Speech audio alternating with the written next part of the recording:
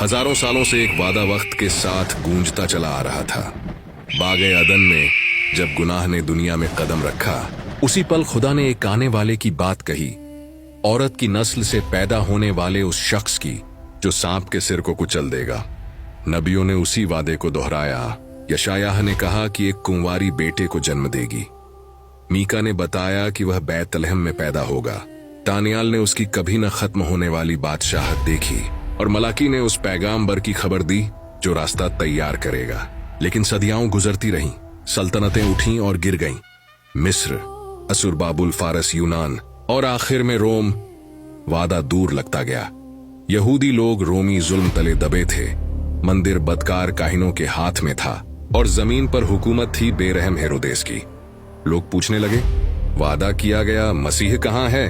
फिर वक्त की मुकम्मल घड़ी में जब दुनिया तैयार थी, रोमी सड़कों ने इलाकों को जोड़ा और एक जबान ने लोगों को करीब लाया।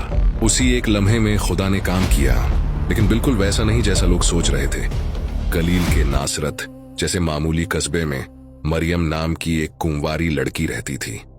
उसकी मंगनी यूसुफ से हुई थी, जो एक सादा बढ़ई था, दाऊद की नस्ल से, मगर बिना किसी शाही शान के। एक आम से दिन में फरिश्ता जिब्रील मरियम के सामने आया और कहा, मत डर, खुदा तुझसे खुश है। तू एक बेटे को जन्म देगी, उसका नाम ईसा होगा और उसकी बादशाहत कभी खत्म नहीं होगी। मरियम घबरा गई, मगर उसने सवाल शक से नहीं, समझ से किया। जवाब मिला, रूहुल कुद्स की कुदरत से यह होगा। और मरियम ने वो अल्फाज कहे जिन्होंने इतिहास बदल दिया, मैं खुदा की बंदी हूं, जैसा तूने कहा वैसा ही हो। यूसुफ के लिए यह सच्चाई आसान नहीं थी, मगर खुदा ने उसे भी ख्वाब में यकीन दिलाया। उसने मरियम को अपनाया, बदनामी की कीमत पर भी। फिर रोमी हुक्म आया और दोनों को बैतलहम जाना पड़ा। भीड़, थकान और दर्द के बीच कोई जगह नहीं मिली, और आखिरकार एक अस्तबल में ईसा की पैदाइश हुई, जानवरों के बीच, एक चरनी में। वही खालिक जो कायनात को बोल से बना चुका था, अब एक बेबस बच्चे की सूरत में सामने था। उसी रात चरवाहों को फरिश्तों ने खुशखबरी दी। आसमान हमद से भर गया। चरवाहे दौड़ते हुए आए और बच्चे को वैसे ही पाया जैसा बताया गया था। थोड़े अरसे बाद दूर दराज से मजूसी आए, सितारे की रहनुमाई में, और एक बच्चे के सामने सजदा किया। सोना, लोबान और मुर उसके लिए लाए, मगर हेरोदेस का दिल सख्त रहा और जुल्म ने मासूमों का खून बहाया। फिर भी खुदा का मंसूबा न रुका। ये पैदाइश इंसानी तारीख का मोड़ थी। खुदा ने न कोई फरिश्ता भेजा, न कोई सिपाही, वो खुद आया, ताकत के साथ नहीं बल्कि विनम्रता के साथ। ये कहानी आज भी हमें चैलेंज करती है। असली अजमत ऊंचाई में नहीं बल्कि खिदमत में है। खुदा आज भी आम लोगों को ढूंढ रहा है जो मरियम की तरह कहें, जैसा तू चाहता है वैसा ही हो। यीशु का जन्म सिर्फ एक कहानी नहीं था, यह एक ऐसा पल था जिसने पूरी दुनिया को बदल दिया। बैतलहम के उस छोटे से अस्तबल में परमेश्वर ने कुछ ऐसा किया जिसकी किसी ने उम्मीद नहीं की थी। वह केवल स्वर्ग में रहने वाला परमेश्वर नहीं रहा, बल्कि हमारे दर्द, हमारी कमजोरी और हमारी जिंदगी का हिस्सा बन गया। सोचिए, जानवरों के बीच, घास और मिट्टी के माहौल में आसमान का राजा एक चरनी में लेटा था।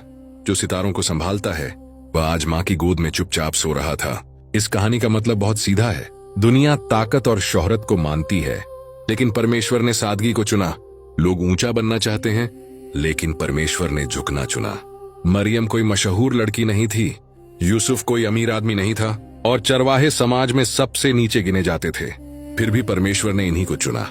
इसे हमें पता चलता है कि परमेश्वर आज भी सच्चे और नम्र दिलों को इस्तेमाल करता है। अगर आज आपको लगता है कि आप छोटे हैं या अनदेखे हैं, तो याद रखिए, परमेश्वर आपको जानता है। अगर जिंदगी में कुछ नामुमकिन सा लग रहा है, तो याद रखिए, जो परमेश्वर कुंवारी से जन्म करा सकता है, वह आपकी जिंदगी में भी चमत्कार कर सकता है। यीशु का जन्म यह साबित करता है कि परमेश्वर ने इस दुनिया को छोड़ा नहीं, वह खुद यहाँ आया, इंसान बना, ताकि हम उसके अपने बन सकें। लेकिन इस क्रिसमस इस कहानी को सिर्फ सुनिए मत, इसे अपने दिल में उतरने दीजिए, इसे आपको बदलने दीजिए।